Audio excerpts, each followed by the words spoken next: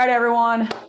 Welcome again back to Fact Not Feelings Friday. I am super stoked to welcome the one, the only, drumroll please, Jordan Furniss, CEO and founder of AlfaPhox, and let's be honest, serial entrepreneur. Woohoo! Yes, very exciting. Jordan, thank you so much for being here. Like I said, we're super excited to have you here.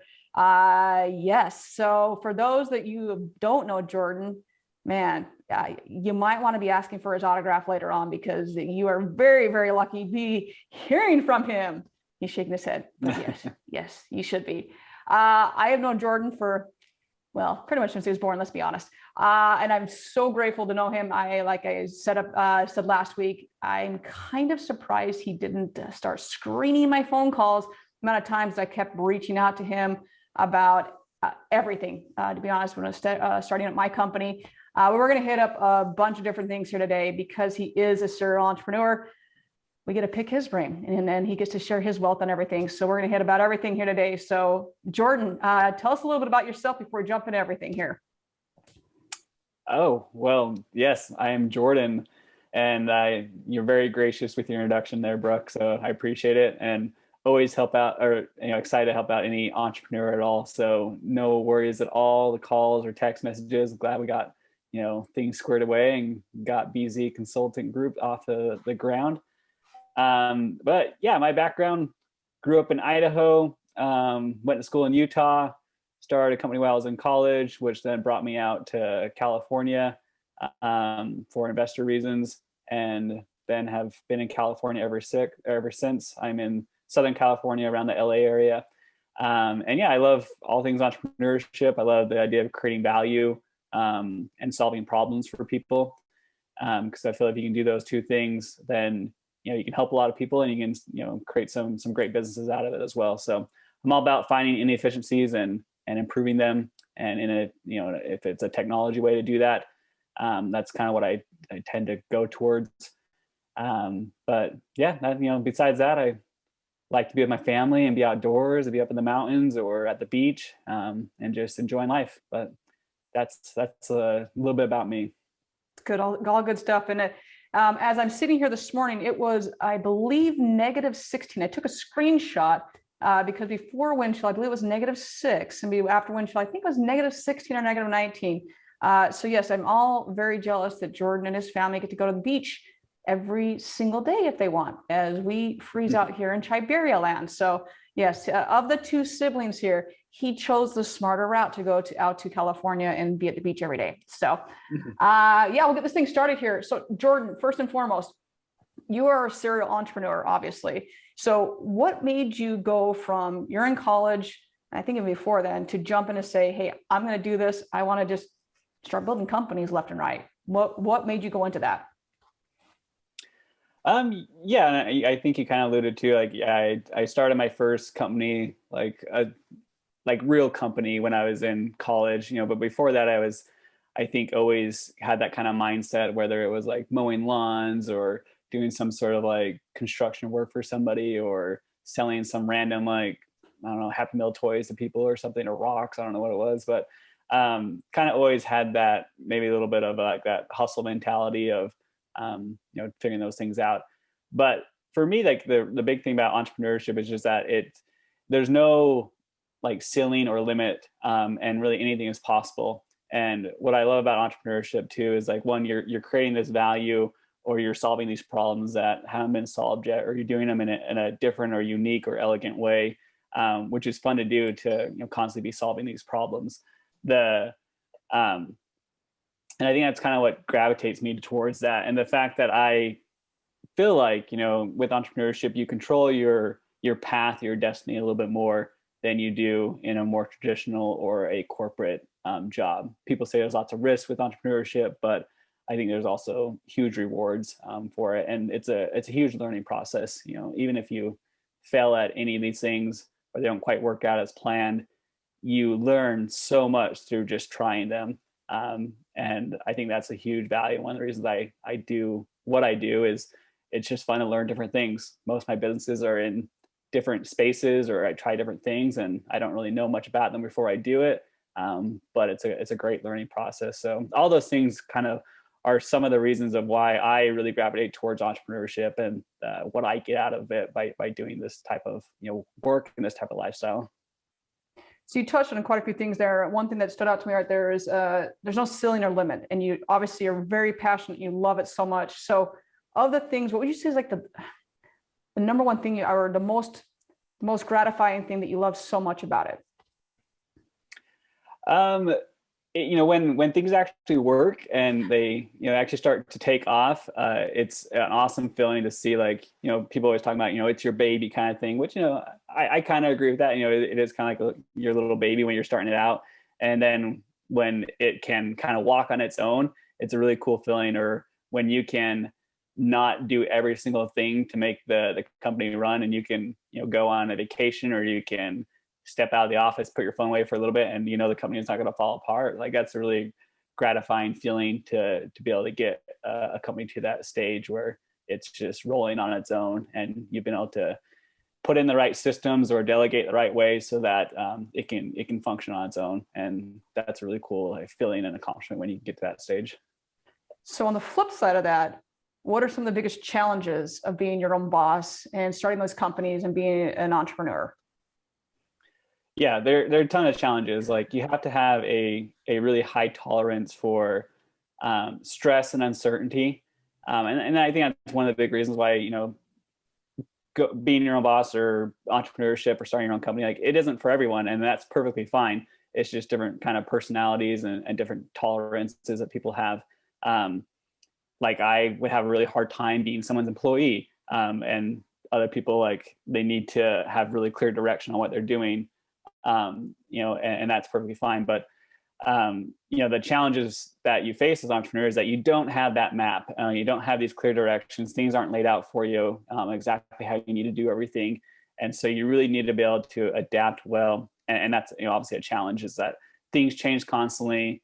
You have to kind of learn how to do lots of little things of everything at the start. You're the president, you're also the janitor kind of thing. And you're the marketing department, and you're also support as you're starting out. So being able to kind of juggle all those different things can be very challenging. And yeah, the uncertainty of, like, you don't know if it is going to work, and depending where you're at in life, like that, the risk of failure might be a little higher or lower depending on if you're a college student versus a family man that has little kids that are depending on you and a mortgage type of thing. So those are some of the stressful things that you experience as an entrepreneur. And you just every day is so different. Like, you're solving different problems, or different things come up. Like, they always say, like, the highs are super high and the lows are super low, and they fluctuate really quickly. And so just being able to manage those ups and downs well, and let them kind of roll off your back, or kind of just look down the road a little further and know kind of why you're doing this, like the bigger reason, I think helps you with those ups and downs. But yeah, stressful, lots of ups and downs. You never know what the next day is going to bring. You got to learn how to do everything. Like, those are a lot of things that go into being an entrepreneur. I could not agree more. As Brooke is figuring out. Yeah, it's a very much so. It's every day is a new adventure, and just when and even starting out, it's like, just when you think you have it figured out, and you've been doing this a longer than I have, something new will be thrown at you 100%.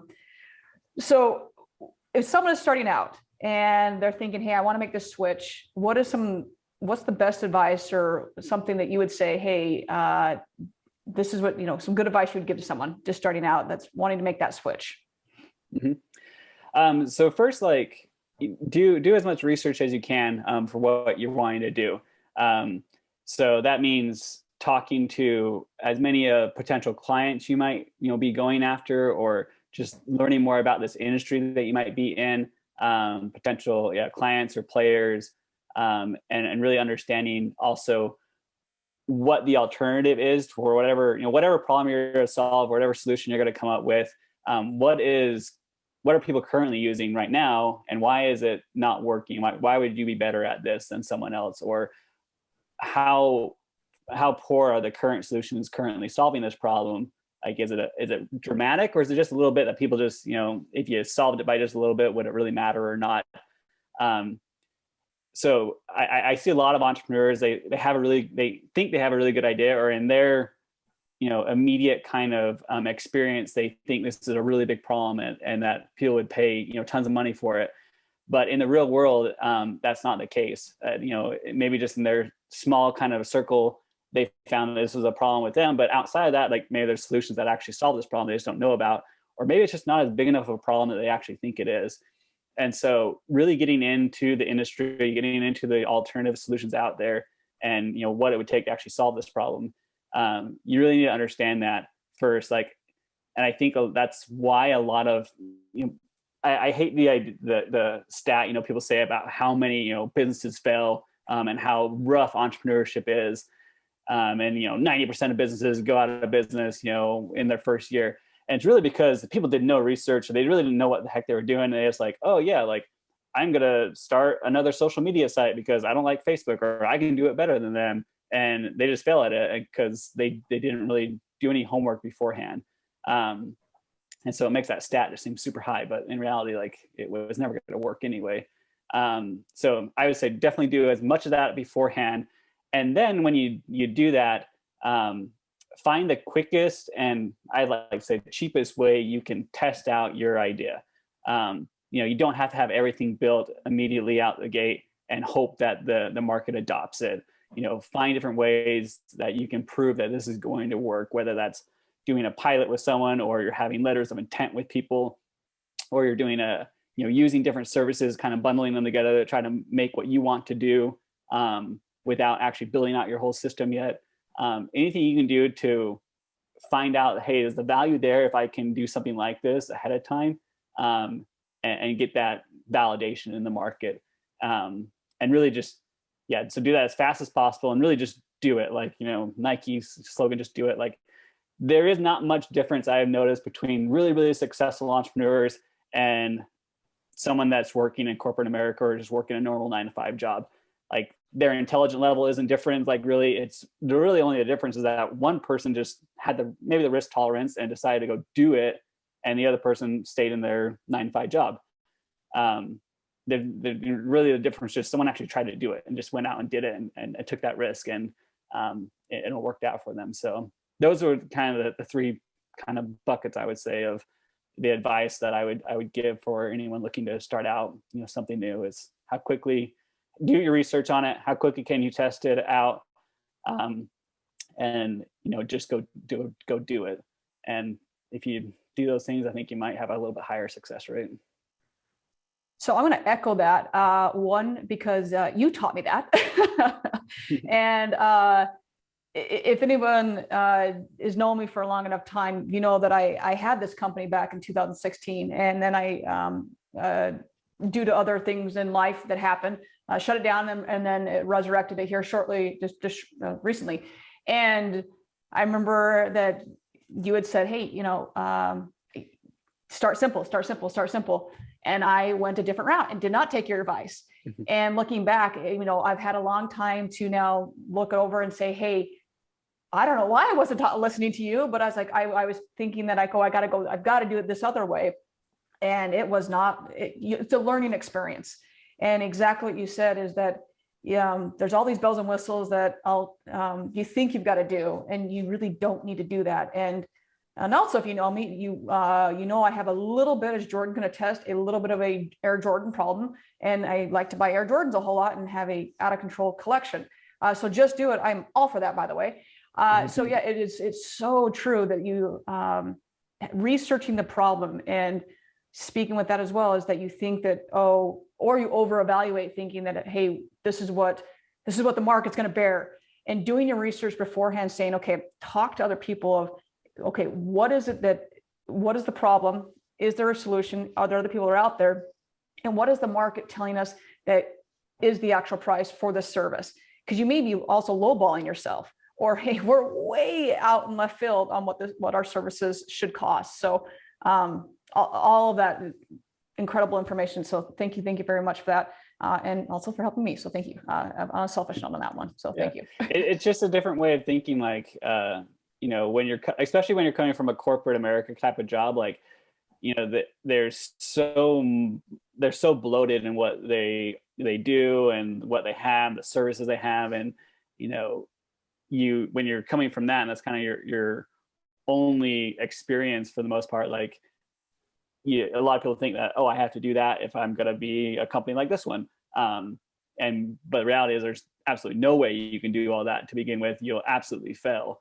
And you'll go bankrupt trying to do this because it will cost you so much to try to get all these things up and running ahead of time. Like, never do that. Like, do enough so that you can call, a minimal viable product. Like, how quickly can I get this bare bones kind of product out there and get feedback on it, get testing, get people paying, maybe for it ahead of time, and then grow from there. Because you don't know all your answers yet, and you're gonna learn all these things as you start getting a product or service in people's hands, and then you're gonna iterate on that and grow from there. So just get it out there as fast as possible and start learning from that. Yeah. And with all of this experience, and I know that you and I obviously have had multiple conversations, thank you for Fiverr, and thank you, Fiverr, for being out there, because oh my goodness, it is like sponsor, a whole other world. Click below for Fiverr. I know, click below, seriously, and I will have a link because, man, as this video, you'll notice when this whole thing goes to production, is that you'll notice that there's going to be a new intro and outro, and thank you, Fiverr, and I will have the information for, once again, click below, the individual who did the intro and outro, and it's just this whole new world. And anyway, obviously digital marketing is what I do, but this was all new, mind-blowing thing. And it's this whole different world we're in now, where you can get things done and it no longer costs, hey, here's my first unborn child to get this done. And that's a whole new concept to me. Going back to 2016, that is what I was giving. And here's my kidney. Oh, here's my lung. Oh, now I'm going to be freaking bankrupt over, and I have not even had my first client. So it's just it's a whole different experience, and it's a learning experience. And there are ways to do this that you still get it done. It's still quality work. You just don't have to give up everything out the door before you have your first client. And it personally looks a hell of a lot better, to be quite honest. It looks so much better. So it's having good people in your corner, having just the knowledge out there and life experiences for it as well. So thank you all involved, but yes, thank you for that. There's so many services out there, like, and where you don't have to learn everything yourself. You don't have to do everything yourself. Like, a lot you will do, obviously, as an entrepreneur, but once you learn how to really leverage these other marketplaces or services, such as, Fiverr, Upwork, where you can hire some contractors to do stuff for you. They are expert at what they do, and they're reasonable because there's so much competitive, marketplace there, that you can get some really great work done, and it's the same results you would have got in corporate, but it's a fraction of the cost. Which leads us a wonderful transition into working smarter, not harder, which Jordan, you've been telling me this. I'm going to say I've lived in Chicago for, I think we're going on 12 years almost now. And for at least 12 years, you've been telling me, Brooke, you've got to learn how to work smarter, not harder. So I'm just going to let that sit there and let you take the stage on that, because you've been preaching preaching to that to me forever. And just now it's starting to, I think I'm finally at that point where I'm transitioning into that. So I'm going to let you take the stage on that one. Yeah. Anyone that knows Brooke knows how hard she works, and she probably works herself way too hard, and puts in way too many hours. Because she's got that perfectionist type of mentality, but I've tried to coax you out of that, but it's a tough one there. But yeah, like with anything in life, it's obviously a good idea to work a little bit smarter than harder, but in the entrepreneur world, like, it's pretty vital for you to do that.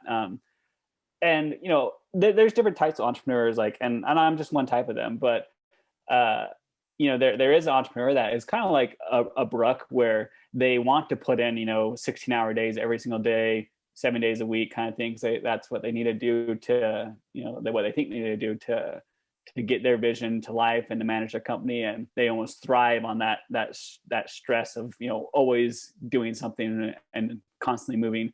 And then on the other side, I think I'm on the other side, where I, am an entrepreneur because it gives me flexibility in my life. And because of that, like, most bosses in corporate America, like they're sitting in their comfy chair and all their employees are doing all the hard work. And isn't that like kind of where most entrepreneurs kind of want to get to, where like, to a certain extent, like they want to be able to have these companies kind of run on their own for the most part. And they're focusing more on vision, execution, strategy, growth, that type of thing, rather than, pulling their hair out over all these little things that are going on there.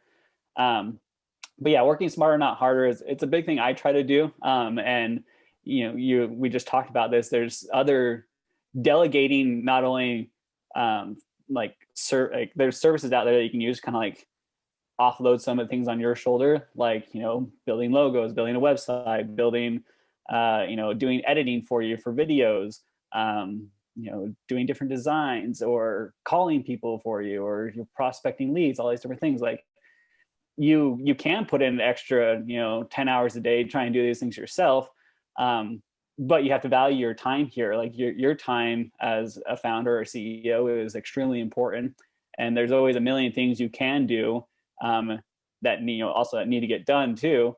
But you have to find that balance of like, what is my time most valuable doing? Is it building a relationship with a potential client, or is it working on going through spreadsheets and doing some data kind of research? Like what is your time valued at?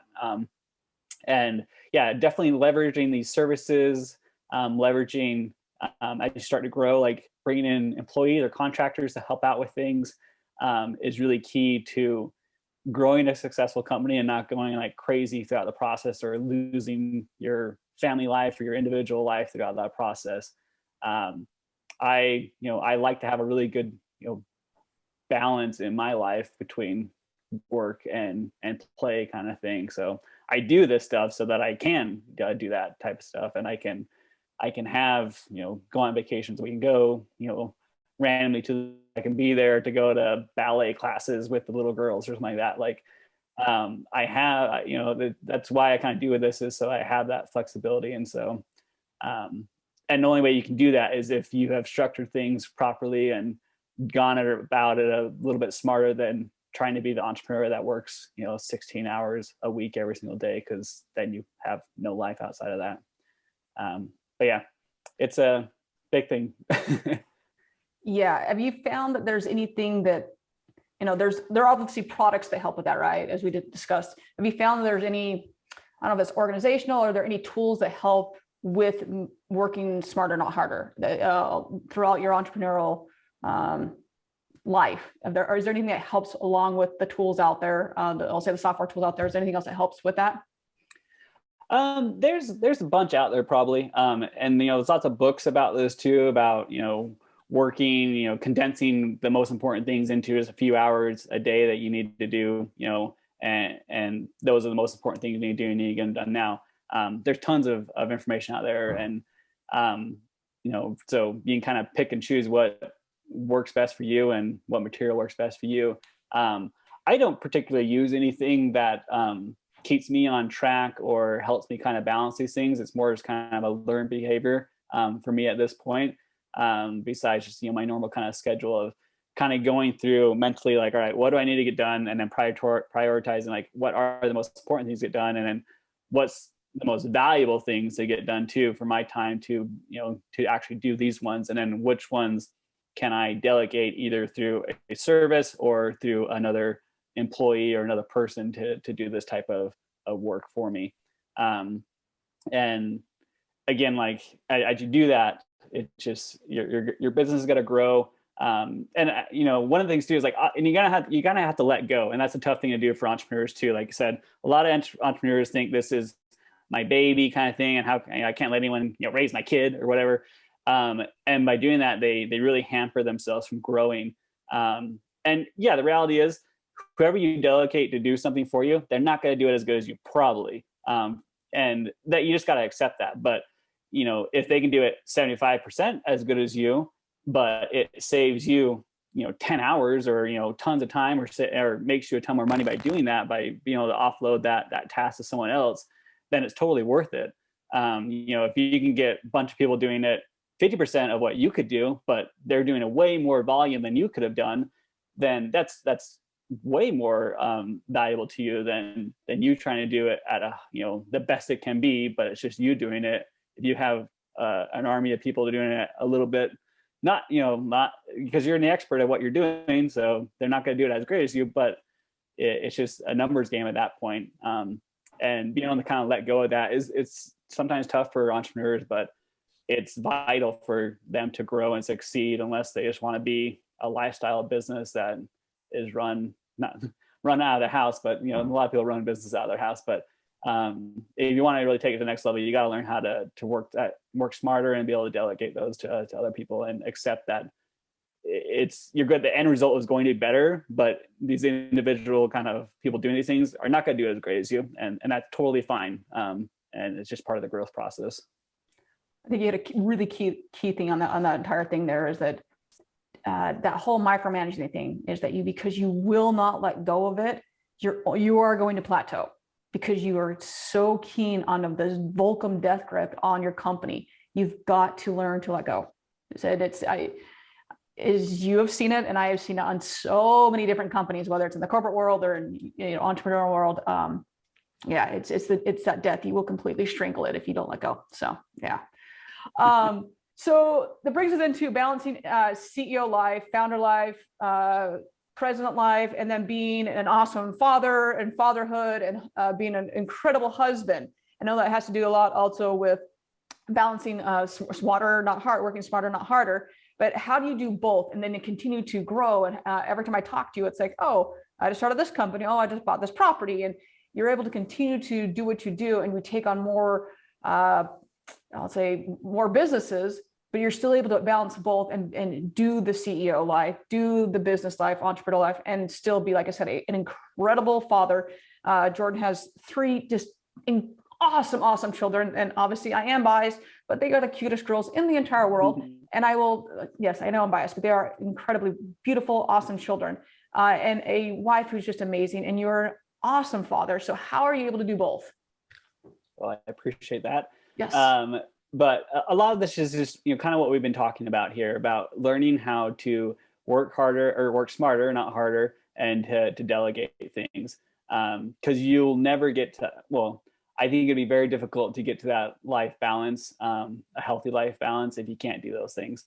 And so that's what I was kind of saying earlier. Like, it's a great feeling when you can get to this point where you can walk away from the computer and from the phone for an afternoon or a day, and the company doesn't fall apart. Or you can go on a vacation and not have to check in that much, and the company is still running and growing, and people are doing their jobs, or the system's working correctly. And that's really how you can get to that point. Like, technology has made this whole, everyone works remotely, or you can work remotely now. We have our phones with us, we have our emails with us. And so I've done so much work, like sitting at a beach or jumping back in the car. I go when we're on a trip or something, or going into another room kind of thing. And, as much as I don't want to obviously do that stuff when we're on a trip or with family, like you can kind of jump in and manage those things when needs be. But those will, as you get these systems in place and this process in place and these people in place, those needs will start to go down more and more and more.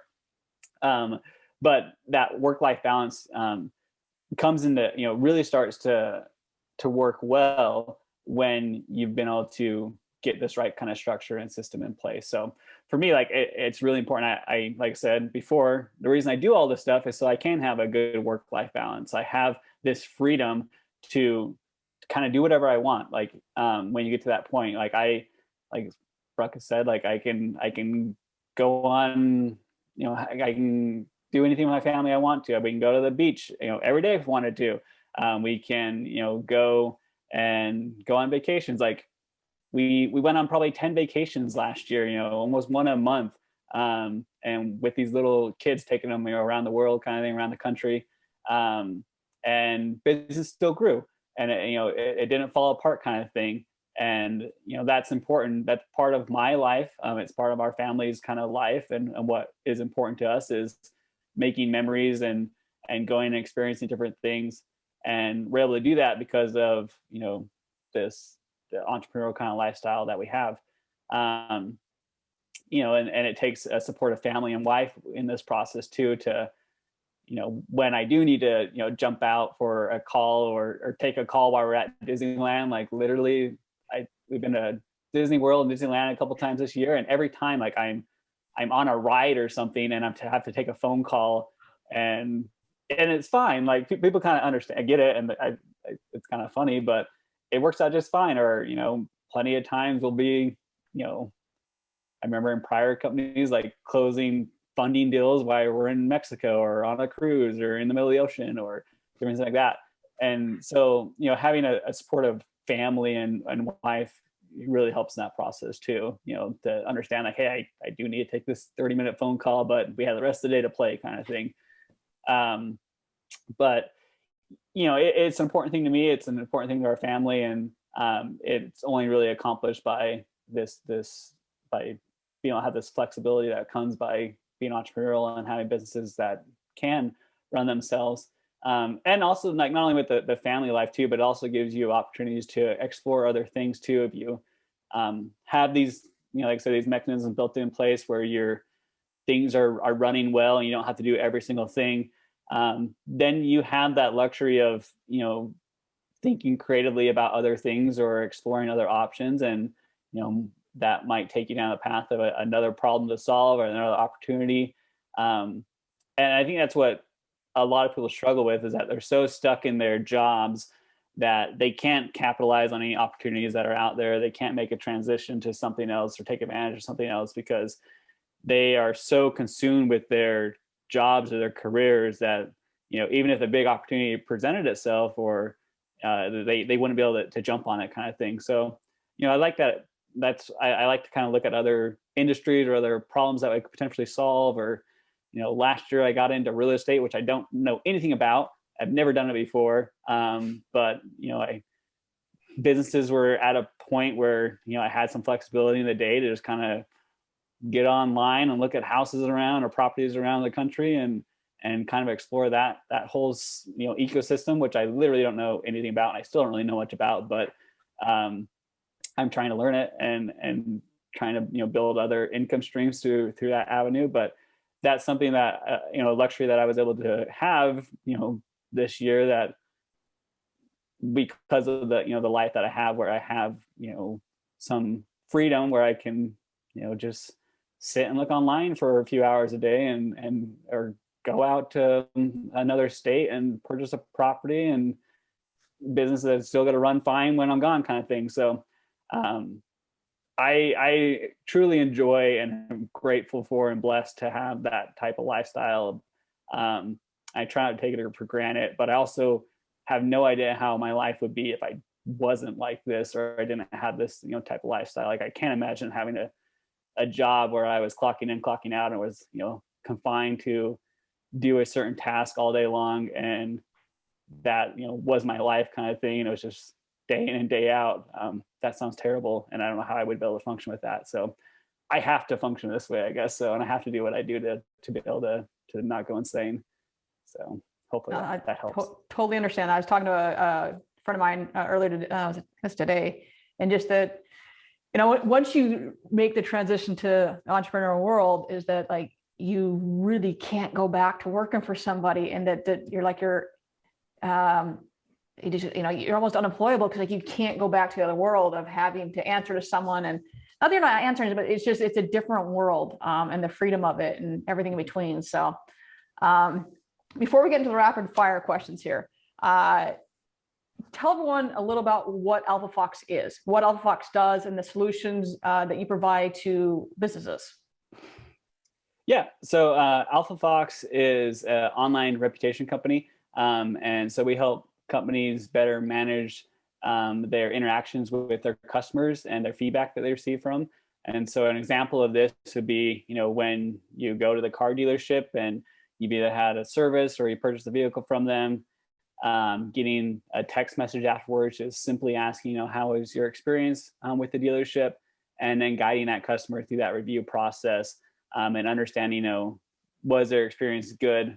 And then helping them to share that great experience on public sites like Google or Facebook or something like that, so that it starts to bring in more customers to that business and really improves our revenue as well. We're all about social proof nowadays. Everyone goes online and looks up everything. So it's extremely influential, these reviews online, but a lot of businesses have no idea how to engage their customers better to get that feedback and what to do when they get it.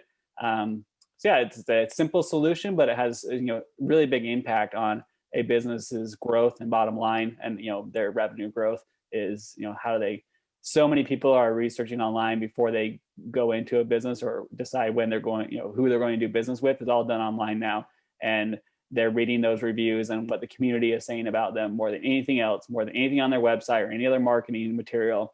And so it's extremely influential. And so just helping businesses, both small, medium, large size businesses, to get that better customer engagement, customer feedback, and get it on the web so people can see it and know how great their customer service is, and then come in and do business with them. So that's two follow-up questions for that, Jordan, if you don't mind. Mm-hmm. One, because Google is so big on being able, especially in the dealership world, as you said, having different listings, you got to have a sales listing, you need to have a service listing, you got to have a parts listing. Is AlfaPhox able to say, all right, if it's a sales listing, we're going to send it only to the sales listing. If it's an RO that closes, we're going to send only to the service listing. But then, okay, because we know parts listing, well, we're not getting any reviews over here, so we're going to flip it, and we're only going to send the parts listing this month. Are you able to differentiate to say, hey, we're going to send here, here, and here, so it's going the right listing? Yeah, absolutely.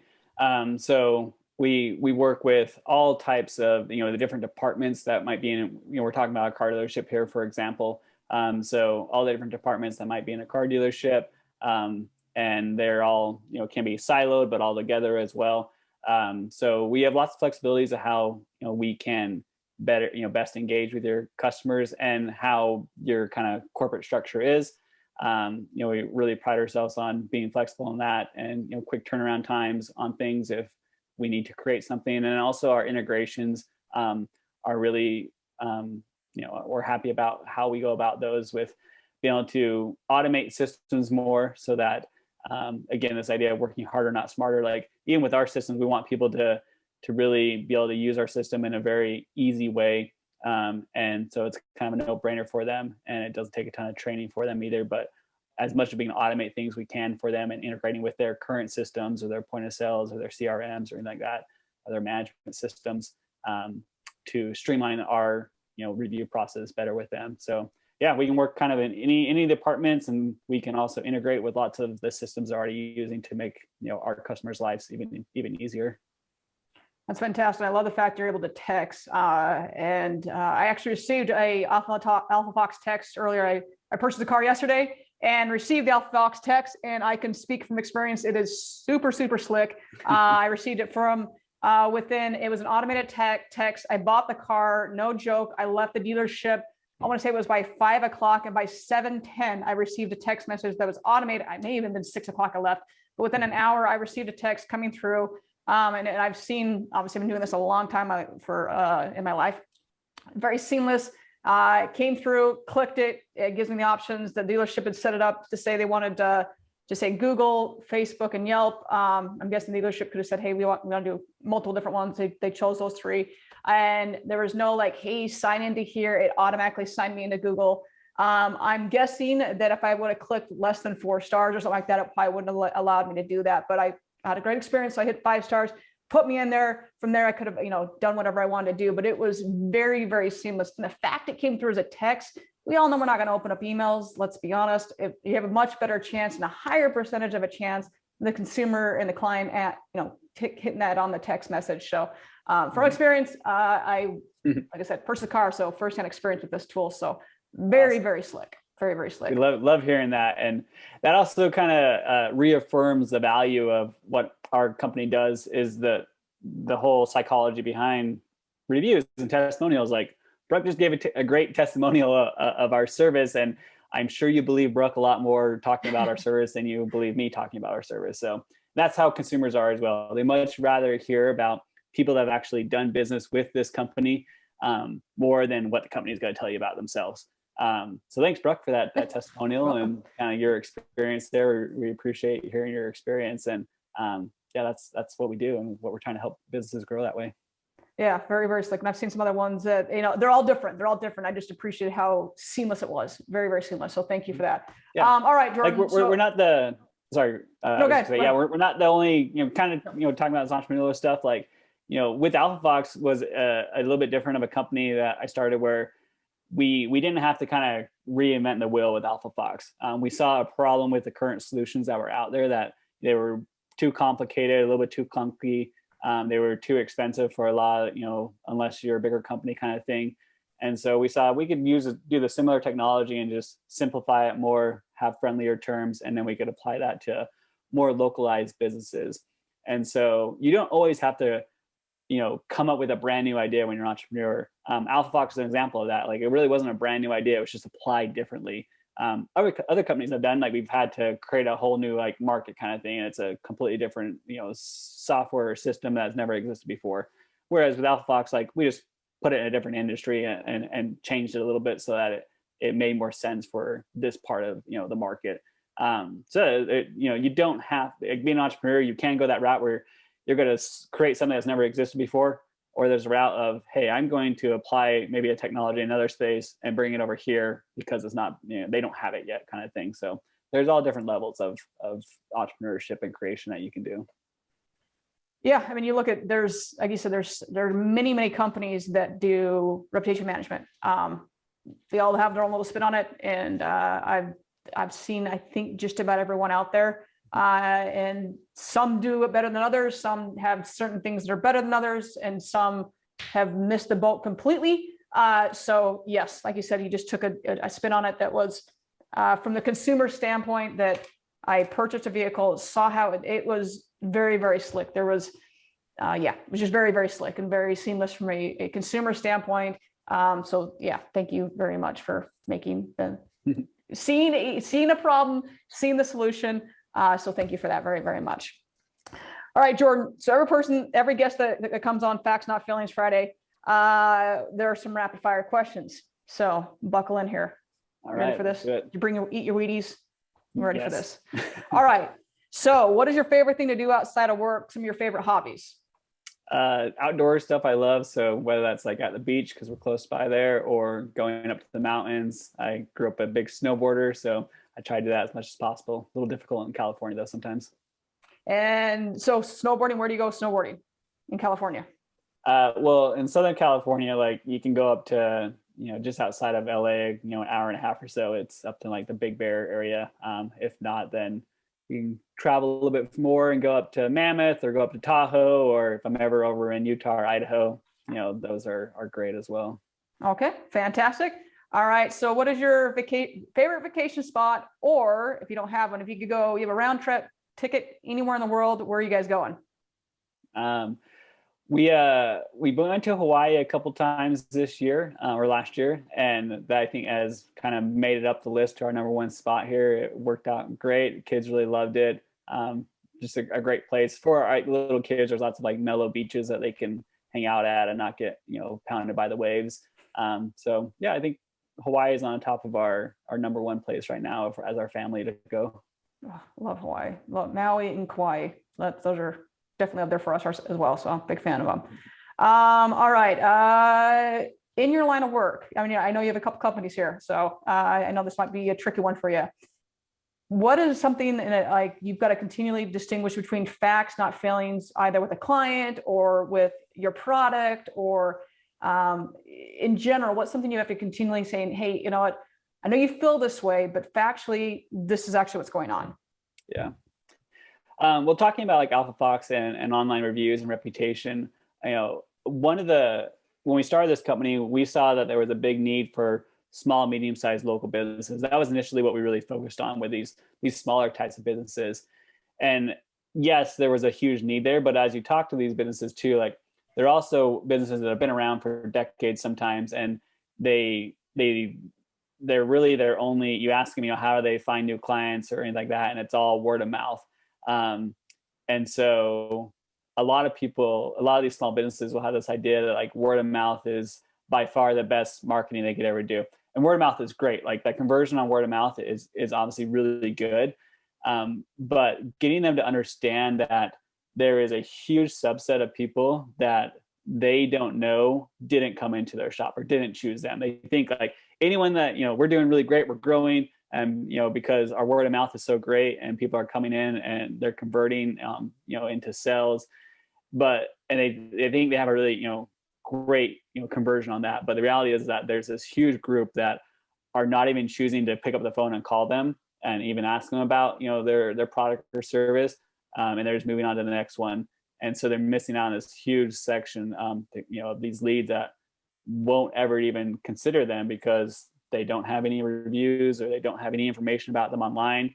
And so even though they've been around for probably many decades, sometimes they will pick an alternative that maybe not as great, maybe they are good, but they're going to pick them because they can at least learn something about them and feel like they might know that company a little better. And so they'll pick up the phone and call that company versus the other one. So understanding just like that there is a huge opportunity lost here by not having an online presence at all, or improving that at all, or getting that community to talk about you online on Google or Facebook and getting those testimonials out there. So getting people to understand that there's a ton of customers that they didn't know about that weren't calling them, kind of thing.